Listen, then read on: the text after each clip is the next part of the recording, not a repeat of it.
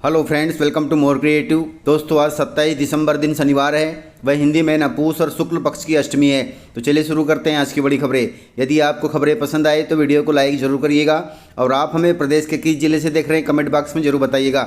दोस्तों, खबरें पूरी पाने के लिए वीडियो अंत तक जरूर देखिए और यदि आप चैनल पर नए हैं तो चैनल को सब्सक्राइब कर बेल आइकन पर क्लिक कर दें। दोस्तों, किसानों के लिए जरूरी खबर है। मध्य प्रदेश में डिफाल्टर किसानों के लिए एक मुश्त समझौता योजना लाएगी सरकार। प्रदेश में सोसाइटियों के माध्यम से फसल ऋण लेकर किन्हीं कारणों से ना चुका पाने वाले किसानों के लिए सरकार एक मुश्त समझौता योजना लाएगी। इसमें मूलधन चुकाने पर ब्याज की माफी दी जाएगी। यानी आपने सोसाइटी से कर्ज लिया है और किसी कारणवश उसे नहीं चुकाया है और आप डिफाल्टर हो चुके हैं, तो सरकार की एक मुश्त समझौता योजना के तहत आपको केवल मूलधन चुकाना पड़ेगा, ब्याज की आपको माफी दे दी जाएगी, यानी ब्याज नहीं लगेगा। इसके साथ ही सरकार ने ऐलान किया है कि ग्रामीण क्षेत्रों की प्रत्येक ग्राम पंचायत तथा नगरीय क्षेत्रों के प्रत्येक वार्ड में युवाओं की सहकारी समितियों का गठन किया जाएगा। यह जानकारी सहकारिता मंत्री विश्वास सारंग ने हाल ही में दी है। गाइस, बांग्लादेश को कितना कर्ज दे चुका है भारत, इस पर बड़ा अपडेट आया है। हमारा पड़ोसी देश बांग्लादेश आर्थिक दबाव और विदेशी कर्ज के बोझ से जूझ रहा है। इसी बीच भारत का नाम बार बार सामने आता है, जिसने विकास के नाम पर बांग्लादेश को अरबों डॉलर की मदद दी है। सवाल यह नहीं कि भारत ने कितना कर्ज दिया है, सवाल यह है कि रकम सुरक्षित है और हालत बिगड़ते ही इसकी वसूली कैसे होगी। क्योंकि हाल ही में बांग्लादेश में बहुत ज़्यादा हिंसक घटनाएं हो रही थी। वहां पर अल्पसंख्यक हिंदुओं के साथ में लड़ाई झगड़े हो रहे थे। इसी तनाव को देखते हुए अब कर्ज की बात सामने आ गई है। आधिकारिक आंकड़ों के मुताबिक भारत बांग्लादेश को करीब 8 अरब अमेरिकी डॉलर से ज्यादा का कर्ज दे चुका है। साल 2010 के बाद से भारत ने रेलवे आधुनिकीकरण, बंदरगाह विकास, सड़क परियोजनाओं और बिजली ट्रांसमिशन जैसी योजनाओं के लिए बांग्लादेश को बहुत ज्यादा फंड उपलब्ध कराया है। अब यह कर्ज कैसे वसूला जाएगा, सरकार इस पर चिंतन कर रही है। दोस्तों, कांग्रेस से बीजेपी में आए अक्षय बम के जन्मदिन केक से राजनीति में हलचल मच गई है। बीजेपी के नेता अक्षय कांति बम ने हाल ही में अपना जन्मदिन काफी धूमधाम से मनाया। इसी दौरान उन्होंने एक 3 लेयर वाला केक भी काटा, लेकिन इस केक पर जो लिखा था उसने कई नेताओं को चौंका दिया है। इस 3 लेयर वाले केक में सबसे पहले लेयर पर लिखा हुआ था MLA, इसके बाद दूसरी लेयर पर लिखा हुआ था MP और फिर आखिरी टॉप की लेयर पर लिखा हुआ था CM। इसे राजनीतिक गलियारों में उनकी और समर्थकों की मंशा के रूप में देखा जा रहा है। यानी वह पहले विधायक बनेंगे, फिर सांसद बनना चाहते हैं और आखिर में मध्य प्रदेश का CM तक बनना चाहते हैं। उनके इस केक ने राजनीतिक गलियारों में हलचल मचा दी है। हालांकि केक पर लिखने से कुछ नहीं होता, यह तो चुनाव में ही पता चलेगा। दोस्तों, मध्य प्रदेश के 10 हाईवे स्वीकृति नहीं मिलने से अटक गए हैं। गाइस, मध्य प्रदेश में 10 बड़े हाईवे बनने वाले थे, लेकिन ये सभी प्रोजेक्ट जमीन और वन स्वीकृति की वजह से अटके हुए हैं। इसको लेकर केंद्रीय मंत्री नितिन गडकरी जी ने मुख्यमंत्री मोहन यादव को पत्र लिखकर चिंता भी जताई है। इसके लिए 5 जनवरी 2026 को दिल्ली में नितिन गडकरी और मुख्यमंत्री मोहन यादव के साथ समीक्षा बैठक होगी। बैठक में भूमि अधिग्रहण, मुआवजा और पेड़ कटाई की फाइलें टेबल पर होंगी।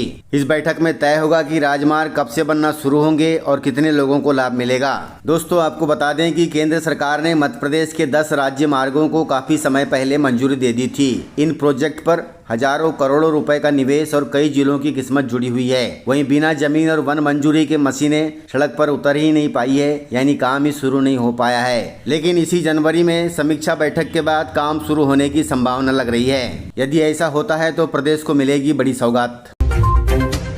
दोस्तों, मध्य प्रदेश में छात्र संघ चुनाव के लिए होगा बड़ा आंदोलन।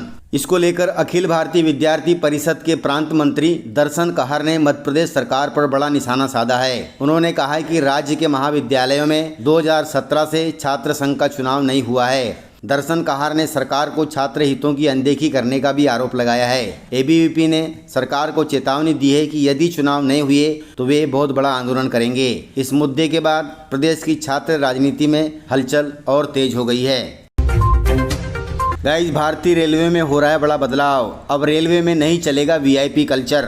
दोस्तों, केंद्र सरकार ने फैसला लिया है कि मार्च 2026 तक रेलवे से VIP कल्चर पूरी तरह से हटा दिया जाएगा।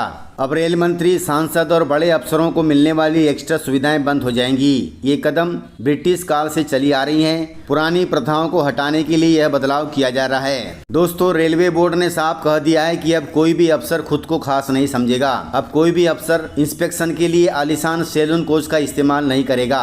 सभी को आम यात्रियों की तरह ही सुविधाएं मिलेगी।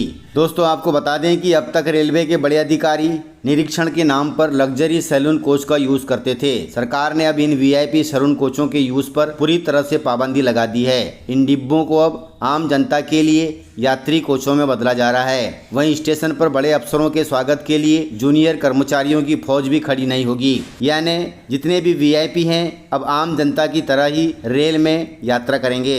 रेलवे का यह बदलाव बहुत ही अच्छा है। गाइस, रेल यात्रियों के लिए जरूरी खबर है। 1 जनवरी से बदल जाएगा इन ट्रेनों का समय। 1 जनवरी 2026 से देश भर में ट्रेनों की नई समय सारणी लागू हो जाएगी। भोपाल मंडल में कई गाड़ियों के समय में बदलाव किया गया है। रेलवे प्रशासन का कहना है कि इससे ट्रेनों की गति में सुधार होगा और यात्रियों का समय भी बचेगा। यह जानकारी भोपाल मंडल के वरिष्ठ अधिकारी ने दी है। उन्होंने बताया कि पश्चिम मध्य रेलवे और भोपाल मंडल में अधिकांश ट्रेनों की गति बढ़ाई गई है। सभी स्टेशनों और कर्मचारियों को इसके लिए निर्देश भी जारी कर दिए गए हैं। वहीं यात्रियों से अपील है कि 1 जनवरी से लागू नई समय सारणी के अनुसार यात्रा करें। इसके लिए रेलवे के पूछताछ नंबर 139 से मदद ली जा सकती है। गाइस, किसान कर्ज माफी पर आया है बड़ा अपडेट। दोस्तों, मध्य प्रदेश की सियासत में किसान कर्ज माफी को लेकर सरगर्मियां अब तेज हो गई हैं। जब सहकारिता मंत्री विश्वास सारंग ने बुधवार को कमलनाथ सरकार की किसान कर्ज माफी को जिम्मेदार बता दिया, उसके बाद कमलनाथ जी ने निशाना साधते हुए कहा कि बेहतर होगा कि झूठ और फरेब से प्रदेश की जनता को भ्रमित करने के बजाय भाजपा किसानों से किए गए वादे निभाए जो उसने चुनाव में किए थे। कमलनाथ जी ने आगे कहा कि किसानों के साथ रात दिन धोखा करने वाली भाजपा सरकार के मंत्री विश्वास सारंग ने मेरी सरकार के दौरान हुई किसान कर्ज माफी को लेकर सरासर झूठ बोला है। इस झूठ के लिए उन्हें मध्य प्रदेश की जनता और मध्य प्रदेश के किसानों से माफी मांगनी चाहिए। इसके अलावा सोशल मीडिया पर पूर्व सीएम कमलनाथ जी ने किसान कर्ज माफी की सूची भी अपलोड कर दी है ताकि बीजेपी को किसान कर्ज माफी का सच पता चल सके। हालांकि एक बार मध्य प्रदेश में किसान कर्ज माफी होनी चाहिए।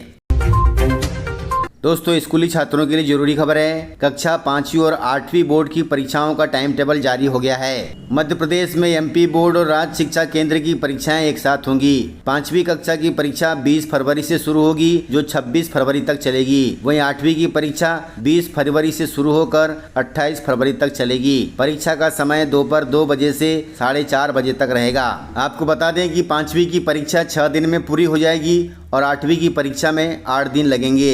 ये दोनों परीक्षाएं बोर्ड पैटर्न पर कराई जानी है। राज्य शिक्षा केंद्र ने इसके लिए सभी जिलों को संबंधित निर्देश जारी कर दिए हैं। वहीं स्कूल स्तर पर परीक्षा सेंटर बनाए जाएंगे। इसके अलावा कॉपियों की जांच के तरीके हाईटेक रहेंगे। वहीं अंक की सीट भेजने के बजाय इसे ऑनलाइन चढ़ाया जाएगा। इसलिए बच्चों, परीक्षा में ज्यादा समय नहीं बचा है, तैयारी शुरू कर दें और अच्छे नंबरों से पास हों। इस प्रकार से खबरें थी।